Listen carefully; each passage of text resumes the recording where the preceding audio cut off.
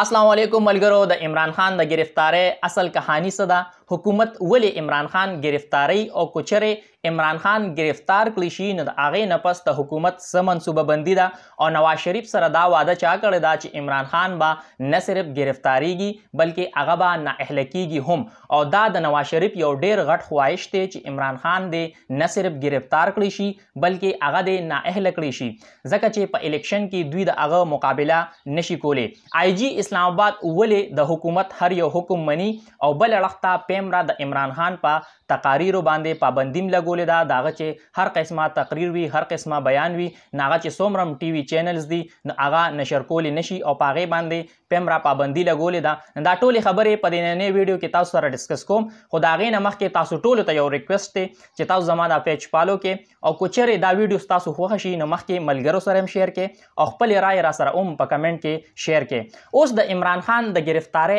اصل کهانی څه ده؟ د عمران خان د ګرفتارۍ فیصله شوې ده. سینیر صحافي عمران ریاض خان دا انکشافات کړي دي. دا کمې خبرې چې زه تاسو سره کوم نه دا سینیر صحافي عمران ریاض خان دا انکشافات کړي دي او هغه دا انکشاف کړي دی چې د نن نه 3 ورځې مخکې د پاکستان یو 2 طاقتور کسانو ملاقات کړي دي او په هغه 2 طاقتور کسانو کې چې یو کس دی هغه د پاکستان وزیر اعظم یعنی میاں محمد شهباز شریف صاحب هم دی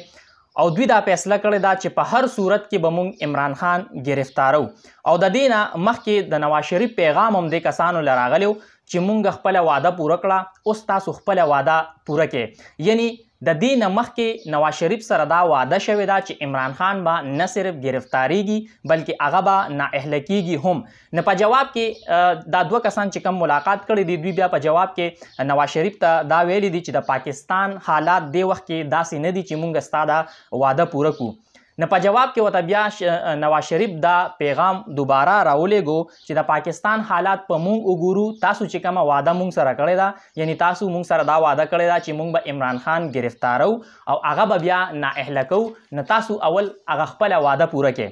او عمران خان په خپل هم دا خبره کوي چې نواز شریف سره کومه وعده شوې ده هغه وعده عمده ده چې عمران خان به نه صرف ګرفتاریږي بلکې هغه به نااهله کیږي هم. نو اوس ځکه نواز شریف دا ضد کوي چې عمران خان دې ګرفتار کړی شي او نااهله کړی دي شي او ما سره چې کومه وعده شوې ده نه هغه وعده دې پوره کړی شي. بل اړخ ته که موږ د پاکستان موجوده حالاتو ته وګورو نه پاکستان چې موجوده څومره خراب حالات دي نه دی کې د نواز شریف یو ډیر غټ کردار دی ځکه چې نواز شریف په پاکستان کې 3 پیرې وزیر اعظم پاتې شوی دی او اوس په 4م ځل باندې د هغه رور شهباز شریف د پاکستان وزیر اعظم دی. یعنی په پاکستان کې دې پارټۍ 4 پیرې حکومت کړی دی د پاکستان چې څومره موجوده خراب حالات دي نه په هغې کې د دې پارټۍ یو ډیره غټه حصه ده او بل اړخ ته ضد هم کوي چې ما سره کومه وعده کړې شوې ده نه هغه دې پوره کړی شي چې عمران خان به ګرفتار شي او د هغې نه پس په عمران خان نااهله کړی شي او د ما چې کوم کیسونه دي ما ته چې کومه سزا او رولې شوې ده هغه سزا او هغه کیسونه به هم ختم شي او زه به بیا په الیکشن کې حصه والمه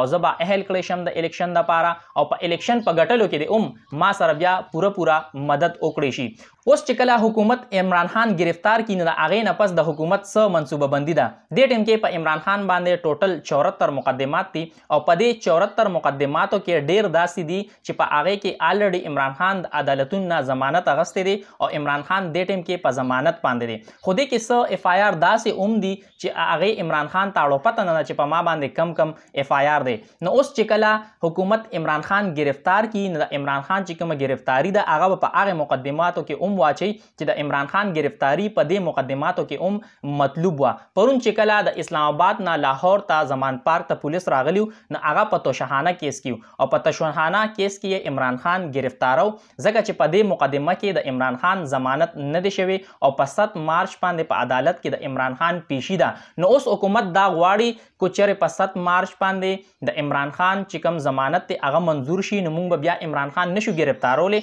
د حکومت دا کوشش دی چې د 7 مارچ نه مخکې یعنی هغې نه مخکې چې عمران خان په 7 مارچ باندې د عدالت نه ضمانت واخلي د هغې نه مخکې موږ عمران خان ګرفتار کو. اوس حکومت ولې عمران خان ګرفتاري څنګه چې تاسو ته پته ده چې په پنجاب کې د الیکشن د تاریخ اعلان شوی دی او نن کې دی شي دا ایکسپیکټ تا چې په خیبر پښتونخوا کې د الیکشن د تاریخ اعلان وشي نو حکومت دا غواړي چې عمران خان الیکشن کمپاین کې حصہ وانه ځکه کله هغه بار وروته د هغه چې کوم ووټرز دي هغه بیا ډیر زیات چارج شي او هغوی د پاکستان تحریک انصاف چې کوم ووټ بینک دی هغه کې بیا مسلسل اضافه کیږي نو حکومت دا نه غواړي چې عمران خان په خپل په دې الیکشن کمپاین کې حصہ واخلي او بیا هغوی ته داسې کس نه ښکاري په پاکستان تحریک انصاف کې چې هغه پاکستان تحریک انصاف پارټي د فرنٹ لیډ کی او چې کوم الیکشن کمپاین دی نه هغه لیډ کی نه حکومت دا منصوبه بندي ده چې مونږ عمران خان گرفتار کو نه بیا دوی سره داسې بل کس نشته نه چې کوم د دوی هغه الیکشن مهم دی نه هغه به ډیر زیات متاثر شي خو داسې هرگز نه ده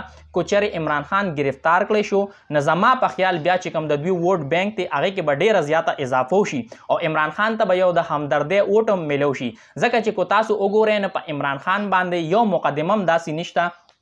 چې هغه د کرپشن کیس وي یا د منی لانډرینګ کیس وي یا یو مقدمه داسې چې هغه بهر ملکونو کې پراپرټي اغستی یا نور داسې سیزونه چې هغه ملک ته نقصان رسولي نه داسې یو مقدمه هم په عمران خان باندې نشته نو اوس کو چېرې حکومت عمران خان گرفتار کی د دې الټا نقصان به حکومت ته او عمران خان ته یو د همدردۍ ووټ به میلو شي بل اړخ آی جی اسلام آباد د موجوده حکومت هر یو حکم ولې مني کم چې دا موجوده آی جی اسلام آباد دی نه دی د حکومت هر یو حکم ځکه مني چې یو څو میاشتې مخکې په ده باندې د کرپشن کیس ثابت شوی دی اوس کو چېرې دی د حکومت حکم نه مني نه بیا به دته سزا کیږي نه دی د هغې سزا نه بچ کېدو دپاره د حکومت هر یو حکم مني بل اړخ ته پیمرا د عمران خان په تقاریرو باندې پابندي لګولې ده او پرون چې کوم نوټیفیکیشن د پیمرا اړخ نه جاری کړی شوی دی نه په هغې کې دا ویلي دي چې عمران خان د ادارو خلاف سخت زبان استعمالی او عمران خان د ادارو او د پاکستان عوامو په منځ کې نفرت پیدا کوي نه ځکه موږ د هغه په تقاریرو باندې پابندي لګو او څومره چې نیوز چینلز دي نو هغه به د عمران خان تقریر کو لایو وي یا ریکارډډ وي نه هغه به نه نشر کوي بیګا ایروای نیوز د 9 بجې هیډلاینز کې یو کلپ د عمران خان شیر کړو او د هغې په وجه باندې د ایروای نیوز چې کوم لایسنس دی د پیمرا طرف نه د ټولو نیوز چینلو ته یو لایسنس میلاویږي نه هغه لایسنس یې هغوی له ختم کړی دی او په ایروای یې مکمل پابندي لګولې ده خو زما په خیال د دې به پاکستان تحریک انصاف ته یا عمران خان ته څه نقصان نه وي ځکه چې نن سبا ډیر زیات خلک سور ټي وي نه ګوري او صرف سوشل میډیا ګوري او هر یو کس سره په جیب کې موبایل شته او هر یو کس انټرنیټ ته اکسس شته د دې به پاکستان تحریک انصاف ته ډیر زیات نقصان نه وي او څنګه تاسو ته پته ده اوس د الیکشن مهم شروع کیږي د حکومت هم دا کوشش دی چې د عمران خان आवाज هر ځای ته ونه رسي کو چېرې ستاسو دا ویډیو خوښ شوي نو مخکې ملګرو سره هم شیر کړئ خپل رای را سره هم په کمنټ کې شریکه کړئ د الله په امان